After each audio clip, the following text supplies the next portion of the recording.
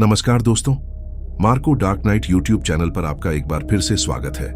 आज की कहानी आपको डर और सस्पेंस की एक ऐसी दुनिया में ले जाएगी जहां हर आवाज आपके दिल की धड़कनें बढ़ा देगी। तो हेडफोन लगा लें, कमरे की बत्तियां बुझा दें, क्योंकि अब डरने का समय हो गया है। लेकिन कहानी शुरू करने से पहले आप सभी से एक छोटी सी रिक्वेस्ट है। अगर आप इस चैनल पर पहली बार आए हैं तो चैनल को सब्सक्राइब करना न भूलें और बेल आइकॉन को जरूर दबाएं ताकि आप हमारी इस डरावनी फैमिली का हिस्सा बन सकें और कोई भी कहानी आपसे छूट न जाए। तो चलिए शुरू करते हैं आज की कहानी। नमस्कार दोस्तों, मेरा नाम सूरज है। मैं भारतीय रेलवे में एक गैंगमैन के तौर पर काम करता हूं। मेरी उम्र लगभग 45 साल है और पिछले 20 सालों से मैं लोहे की इन पटरियों की सेवा कर रहा हूं। हमारा काम बहुत जिम्मेदारी का होता है। रात के अंधेरे में सुनसान इलाकों में पटरियों की जांच करना ताकि हर सफर सुरक्षित हो, लोग चैन की नींद सो सकें। इसके लिए हम अपनी नींद कुर्बान करते हैं। लेकिन कभी कभी इन सुनसान रातों में कुछ ऐसा हो जाता है जो हमारी नींद हमेशा के लिए उड़ा देता है। यह कहानी आज से लगभग 5 साल पुरानी है, लेकिन इसकी यादें आज भी मेरे जहन में ताजा हैं। उन दिनों मेरी ड्यूटी बिहार के एक छोटे से सेक्शन पर थी जो घने जंगलों और वीरान मैदानों से होकर गुजरता था। उस सेक्शन में एक पुराना मोड़ था जिसे सब खूनी मोड़ कहते थे कि सालों पहले वहां एक बड़ी ट्रेन दुर्घटना हुई थी जिसमें कई लोगों की जान गई थी। तब से वह जगह कुछ ठीक नहीं थी। एक रात मॉनसून का समय था, जोरों की बारिश हो रही थी और आसमान में बिजली कड़क रही थी। कंट्रोल रूम से मुझे और मेरे साथी रमेश को आदेश मिला कि हमें तुरंत खूनी मोड़ के पास की पटरी का निरीक्षण करना है। भारी बारिश की वजह से पटरी के नीचे की मिट्टी खिसकने का खतरा था। मैंने अपनी बरसाती पहनी, हाथ में टॉर्च और जरूरी औजार लिए और रमेश के साथ उस ओर चल पड़ा। रात के लगभग 12 बज रहे थे। घना अंधेरा था और हमारी टॉर्च की रोशनी ही हमारा एकमात्र सहारा थी। बारिश की वजह से चारों तरफ मेंढकों और झींगुरों की आवाज गूंज रही थी, जो उस माहौल को और भी डरावना बना रही थी। रमेश कांपती हुई आवाज में बोला, सूरज, मुझे यह जगह बिल्कुल ठीक नहीं लग रही। ऐसा लग रहा है जैसे कोई हमें देख रहा है। मैंने रमेश को हिम्मत बंधाई। डरो मत रमेश, ये बस तुम्हारा वहम है। जल्दी से काम खत्म करते हैं और यहां से निकलते हैं। हम खूनी मोड़ के पास पहुंचे। वह जगह वाकई में बहुत अजीब थी। हवा में एक अजीब सी ठंडक थी और एक अनजानी सी खामोशी जिसे बारिश की आवाज भी नहीं तोड़ पा रही थी। हमने अपनी टॉर्च की रोशनी में पटरी की जांच शुरू की। सब कुछ ठीक लग रहा था। हम दोनों काम में लगे हुए थे। तभी अचानक हमें किसी के सिसकने की आवाज सुनाई दी। किसी औरत के धीमे धीमे रोने और सिसकने की आवाज। हम दोनों ने एक दूसरे की तरफ देखा। हमारे दिल जोर जोर से धड़कने लगे थे। आवाज पास की झाड़ियों से आ रही थी। रमेश, ये किसकी आवाज है? इस वक्त यहां कौन हो सकता है? मैंने हिम्मत करके आवाज दी, कौन है वहां? कोई जवाब नहीं आया, लेकिन सिसकियां और तेज हो गईं। अब ऐसा लग रहा था जैसे कोई औरत दर्द से कराह रही हो। एक पल के लिए मेरे मन में आया कि शायद कोई मुसीबत में है और हमें मदद करनी चाहिए। मैं टॉर्च लेकर झाड़ियों की तरफ बढ़ा। रमेश ने मेरा हाथ पकड़ लिया। रमेश, नहीं सूरज, मत जाओ। ये कोई इंसान नहीं हो सकता। सूरज, लेकिन मैं नहीं माना। मैं धीरे धीरे झाड़ियों के पास गया। जैसे जैसे मैं करीब जा रहा था, सिसकियों की आवाज बंद हो गई। वहां पूरी तरह से सन्नाटा छा गया। मैंने टॉर्च की रोशनी चारों तरफ घुमाई, लेकिन वहां कोई नहीं था। सिर्फ बारिश में भीगते हुए पेड़ पौधे थे। मैं वापस रमेश के पास लौट आया। वहां कोई नहीं है रमेश, शायद कोई जानवर होगा। लेकिन मैं खुद भी डरा हुआ था। हमने जल्दी जल्दी अपना काम खत्म किया और वापस लौटने लगे। हम कुछ ही दूर चले होंगे कि अचानक हमें अपने पीछे किसी के कदमों की आहट सुनाई दी, जैसे कोई हमारे पीछे पीछे चल रहा हो। कीचड़ में किसी के चलने की धीमी और भारी कदमों की आवाज। हम रुक गए। आवाज भी रुक गई। हम चलने लगे तो आवाज फिर से आने लगी। इस बार हम दोनों की हालत खराब हो चुकी थी। हमने पीछे मुड़कर देखा, लेकिन टॉर्च की रोशनी में हमें दूर दूर तक कोई नजर नहीं आया। रमेश घबराहट में बोला, सूरज, दौड़ो, यहां रुकना ठीक नहीं है। हम दोनों ने दौड़ लगा दी। हम भाग रहे थे और वो कदमों की आहट भी हमारे पीछे तेज होती जा रही थी। ऐसा लग रहा था जैसे वो साया हमारा पीछा कर रहा है। भागते भागते हम लगभग आधा किलोमीटर दूर निकल आए।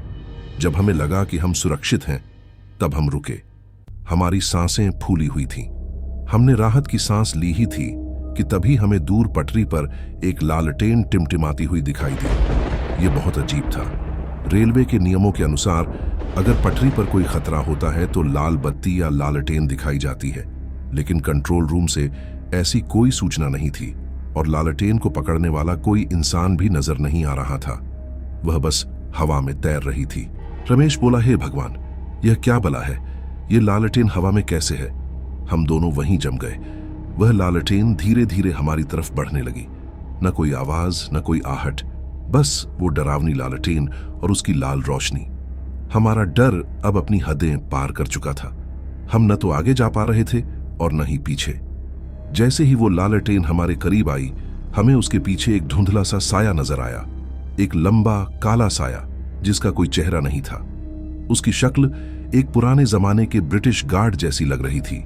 दिल की धड़कन की तेज आवाज मैं और रमेश कुछ समझ पाते। इससे पहले ही वो साया हमारे सामने आकर खड़ा हो गया। उसकी आंखें नहीं थीं, बस दो गहरे काले गड्ढे थे जिनमें से एक अजीब सी ठंडक निकल रही थी। उसने अपना एक हाथ उठाया जिसकी उंगलियां बहुत लंबी और नुकीली थीं और हमारी तरफ इशारा किया। हम दोनों की चीख निकल गई। हम उल्टे पांव भागे। इस बार हम नहीं रुके। हम तब तक भागते रहे जब तक हमें अपने केबिन की रोशनी नहीं दिख गई। हम हांफते हांफते केबिन के अंदर घुसे और दरवाजा बंद कर लिया। उस रात हम दोनों सो नहीं पाए। अगली सुबह हमने यह बात अपने सुपरवाइजर को बताई तो उन्होंने हमारी बात को हंसी में टाल दिया। बोले, तुम लोगों का वहम होगा, थक गए होगे, इसलिए कुछ भी दिखने लगा। लेकिन हम जानते थे कि हमने जो देखा था वो वहम नहीं था। उस घटना के कुछ दिनों बाद रमेश ने अपना ट्रांसफर करवा लिया। वो उस सेक्शन पर दोबारा काम नहीं करना चाहता था। मैं वहीं रहा, लेकिन उस रात के बाद मैंने कभी अकेले उस खूनी मोड़ का रुख नहीं किया। कई साल बीत गए। वो घटना धीरे धीरे मेरे दिमाग से धुंधलाने लगी थी, लेकिन नियति को कुछ और ही मंजूर था। एक रात मैं फिर से उसी सेक्शन पर गश्त कर रहा था। इस बार मेरे साथ एक नया लड़का था, विशाल। वो नया नया भर्ती हुआ था और इन सब बातों पर यकीन नहीं करता था। हम खूनी मोड़ के पास से गुजर रहे थे। विशाल, सूरज सर, यही है वो खूनी मोड़ जिसके बारे में सब बातें बनाते हैं। मुझे तो यहां कुछ भी डरावना नहीं लग रहा। सूरज, मैंने उसे चेतावनी दी। मजाक मत उड़ाओ विशाल, ये जगह ठीक नहीं है। तभी अचानक हमारी टॉर्च झिलमिलाकर बंद हो गई। घना अंधेरा छा गया। विशाल घबरा गया। सर, ये टॉर्च को क्या हुआ? तभी हमें फिर से वही सिसकियों की आवाज सुनाई दी। इस बार वो आवाज ठीक हमारे कानों के पास से आई थी, किसी के फुसफुसाने और सिसकने की बहुत करीब से आती आवाज। विशाल की चीख निकल गई। मैं भी बुरी तरह डर गया था। तभी अंधेरे में हमें दो लाल आंखें चमकती हुई दिखाई दी। वो आंखें हमारी तरफ ही घूर रही थीं। मैंने कांपते हुए हाथों से अपनी जेब से माचिस निकाली और एक तीली जलाई। माचिस की हल्की सी रोशनी में हमने जो देखा उसने हमारे होश उड़ा दिए। हमारे सामने एक औरत खड़ी थी जिसने सफेद साड़ी पहनी हुई थी। उसके बाल बिखरे हुए थे, चेहरा खून से लथपथ था और उसकी आंखें नहीं थीं, बस दो जलते हुए अंगारे थे। वो हमें देखकर एक भयानक तरीके से मुस्कुराई। माचिस की तीली मेरे हाथ से गिर गई। हम दोनों भागना चाहते थे, लेकिन हमारे पैर जमीन में धंस गए थे। हम हिल भी नहीं पा रहे थे। वो औरत धीरे धीरे हमारी तरफ बढ़ने लगी। उसका हर कदम हमारे दिल पर हथौड़े की तरह पड़ रहा था। तभी दूर से हमें ट्रेन की सीटी की आवाज सुनाई दी। ट्रेन की रोशनी जैसे ही उस औरत पर पड़ी, वो चीखते हुए हवा में गायब हो गई। ट्रेन हमारे पास से गुजर गई और हम दोनों वहीं पटरी पर गिर पड़े। उस दिन के बाद विशाल ने भी रेलवे की नौकरी छोड़ दी। मैं आज भी यह नौकरी कर रहा हूं, लेकिन मेरे दिल में वो डर हमेशा के लिए बस गया है। रेलवे की ये पटरियां सिर्फ लोहे और पत्थर की नहीं बनी। इनमें न जाने कितनी कहानियां, कितने राज दफन हैं। कुछ कहानियां सफर की होती हैं और कुछ ऐसी होती हैं जो आपको कहीं का नहीं छोड़ती। उस रात ट्रेन की सीटी ने हमारी जान तो बचा ली, लेकिन हमारी रूह को हमेशा के लिए जख्मी कर दिया। विशाल तो अगले ही दिन नौकरी छोड़कर चला गया। उसने मुझसे कहा, सूरज सर, मैं जिंदा रहना चाहता हूं। मैं उसकी आंखों में वो खौफ देख सकता था, जो शायद अब मेरी आंखों में भी बस चुका था। सालों बीत गए हैं। मैं आज भी रेलवे में काम कर रहा हूं, शायद इसलिए क्योंकि इन पटरियों के सिवा मेरे पास जाने के लिए कोई और जगह नहीं है। लेकिन उस रात के बाद कुछ भी पहले जैसा नहीं रहा। वो खूनी मोड़ अब मेरे अंदर ही कहीं बस गया है। आज भी जब रात के सन्नाटे में किसी ट्रेन की सीटी की आवाज मेरे कानों में पड़ती है तो मेरे रोंगटे खड़े हो जाते हैं। किसी सफेद कपड़े को हवा में लहराते देख मेरा दिल बैठ जाता है। लोग कहते हैं वक्त हर जख्म भर देता है, लेकिन कुछ जख्म ऐसे होते हैं जो वक्त के साथ और भी गहरे हो जाते हैं। लेकिन कहानी यहां खत्म नहीं होती। पिछले कुछ महीनों से मेरे साथ एक बहुत ही अजीब बात हो रही है। कभी कभी जब मैं अपने क्वार्टर में अकेला होता हूं और चारों तरफ बिल्कुल सन्नाटा होता है तो मुझे वही सिसकियों की आवाज सुनाई देती है। हाँ, वही सिसकियां, बहुत धीमी, जैसे कोई दूर किसी कोने में बैठकर रो रहा हो। मैं उठकर पूरा घर छान मारता हूं, खिड़की से बाहर देखता हूं, लेकिन मुझे कोई नजर नहीं आता। जैसे ही मैं उसे ढूंढने की कोशिश करता हूं, वो आवाज बंद हो जाती है। डॉक्टर कहते हैं कि यह मेरा वहम है। उस हादसे का मेरे दिमाग पर गहरा असर हुआ है। शायद वो सही कहते हों, लेकिन मैं जानता हूं कि वो वहम नहीं है। मुझे लगता है कि उस रात जब वो औरत ट्रेन की रोशनी में गायब हुई थी तो वो पूरी तरह से नहीं गई थी। वो अपने पीछे कुछ छोड़ गई थी, या शायद वो मेरे अंदर ही कुछ छोड़ गई थी। वो आज भी मेरे आसपास है, इंतजार कर रही है, सही वक्त का, सही अंधेरे का। अब तो मुझे इन पटरियों से ज्यादा अपने अकेलेपन से डर लगने लगा है। रेलवे की ये पटरियां सिर्फ शहरों को नहीं जोड़ती, ये जिंदों और मुर्दों की दुनिया को भी जोड़ती हैं।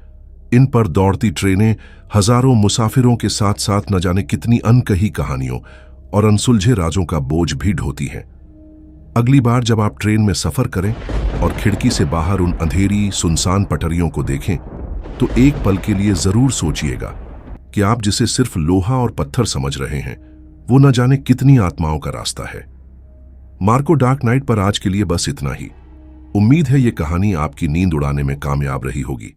अपना ध्यान रखें और अंधेरे से दोस्ती करने की गलती कभी न करें। हम मिलेंगे अगली बार एक और डरावनी दास्तानों के साथ। शुभ रात्रि।